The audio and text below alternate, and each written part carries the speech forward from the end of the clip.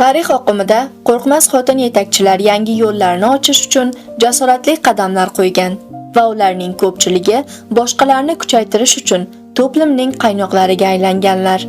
Shunday xotinlardan biri bo'lmish Oyxon Bayoniy bilan tanishamiz.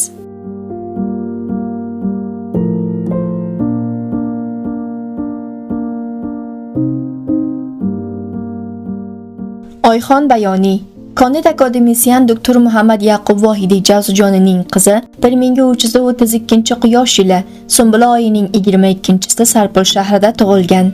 6 yoshida Sarpulning Nason boshlang'ich maktabida o'qishga boshlab, maktab davrini Sarpul va Kobul viloyatlarining maktablarida o'qigan. 1350-yilida Sarpulning Minhojul Siroj lisasidan forig' bo'ldi. Konkur imtihonini topshirgandan keyin Kobul o'quv yurtining Adabiyot va bashariy ilm fakultetasida komyob va 4 yildan keyin 1355-yilida Dariy departamentidan farog'at topdi. 1356 va 1357-yillarida Kobulning Ominayi Fidaviy lisasida Dariy, Qur'oni Karim, Diniyot va arabiy mazmunlarini dars bergan.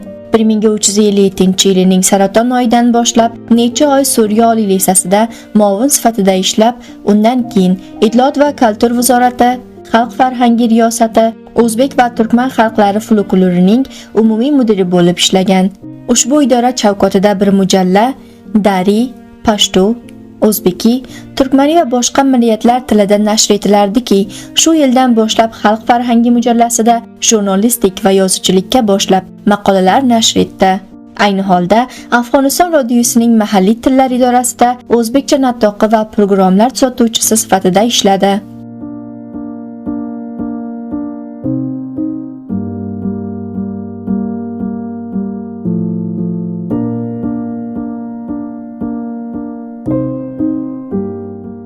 Oyxon Bayoniy kichikligidan she'r, adabiyot, doston va boshqa turli adabiy parchalarni Dariy tilida ko'p o'qiyar edi. Biroq o'zbekchada o'qish va yozishni otasi 7 yil Sho'raviy ittihodida tahsil ko'radigan paytda yuborgan o'zbek yozuvlarini qayta oila a'zosiga o'qish va otasiga o'zbekcha maktub yozish bilan o'rgandi. Natoqlikni ham kichiklikdan sevishi sababli professor Dr. Sharai Jazujoniy radio programmalarining mudiri bo'lgan chog'da bolalar programmi bilan hamkor bo'lib, kichik parchalar, fakohiylar va tamsiliy parchalarda sahm olishni tajriba etdi. U Qur'on Sharif o'qishni onasi marhum Bibijon Vohidiy va katta bobasi Qori Abdulvohid xondan o'rgandi. Shaxsiy hayotida ota va onaga bir qiz bo'lib, farhangi oilada ulg'ayib, 10, 11 12 sinflarda darsi tamom bo'lganidan keyin ibtidoiy sinflarga o'qituvchi bo'lib yordam berardi. Qiziqishi sababli Sarpul viloyatida yashaydigan qizlardan birinchi bo'lib, qiyin konkur imtihonidan o'tdi va oliy tahsilot qilishga erishdi. 1351 yilida fakultetaga boshlamasdan oldin sinfdoshi Abdulg'affor Bayoniy bilan unashtirilib, 1353 turmush qurdi. Bu vaslatdan 5 o'g'il va 1 qiz unga nasib bo'ldiki, barchalari oliy tahsilot va maslak egasi bo'lganlar.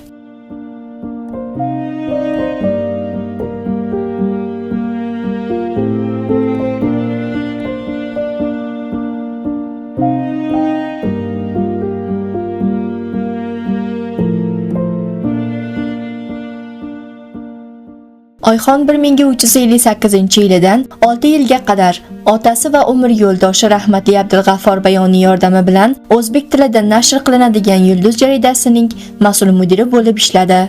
Yulduz jaridasi Mazor-i Sharifda intiqol berishdan keyin Itloat va kultur vazoratida Ini og'a millatlar yo millathoyi birodar nashrotining umumiy mudiriyati ochildi. U yerda Oyxon umumiy mudir sifatida o'zbeki, turkmani, baluchi, nuristoniy va pashayi tillarida kitoblar chop qilishga masruf edi. Davlatiy matbaada iqtisodiy qiyinchiliklar ko'p bo'lib, bu mudiriyat uncha davom qilmadi va to'xtatildi. Undan keyin Oyxon Bayoniy Afg'oniston solnomasining mas'ul mudiri sifatida muqarrar bo'ldi. Solnoma yo yillik boshlig'i bo'lmagani uchun necha yil chopdan qolgan edi.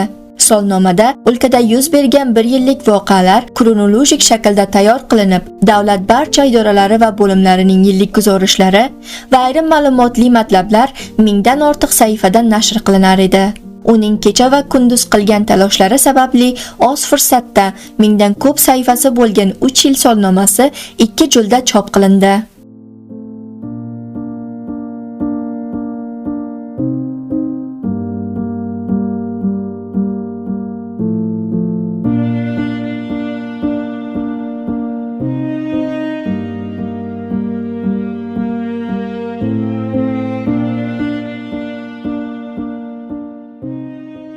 Milodiy 1991-yil fevral oyining 10 va 11 kunlarida o'zbek tilining atoqli shoiri va mutafakkiri Navoiy tug'ilganining 550-yilligi Kobulning Oruna hotelida shukuhli suratda tajlil qilindi.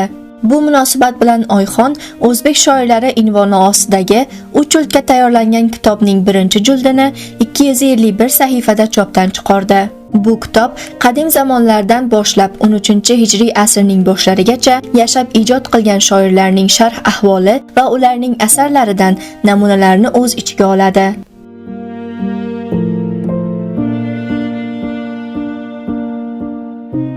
Ushbu kitobni nashrga tayyorlashda quyidagi muhim kitoblardan ma'lumot olingan. O'zbek adabiyoti tarixi, professor Natal Mallayev ta'lifi, 3-chop, Toshkent, 1976 yil. O'zbek adabiyoti tarixi, 1-jild, Fan nashriyoti, Toshkent, 1978 yil. O'zbek adabiyoti, 1-jild, Toshkent, 1959 yil. Turk lahjalari o'rnaklari, Saodat Shokir Chag'atoy ta'lifi, Turkiya chopi, 1-jild. 15-asrning ikkinchi yarmida o'zbek she'ri, marhum Ergash Rustamov ta'lifi, Moskva, 1963 yil. O'zbek shoirlarining 2-jildi Kobul davlatiy matbaasiga bosilish uchun yuborilgan edi. Urushlar sababli chopdan chiqmay besarnavsht qoldi.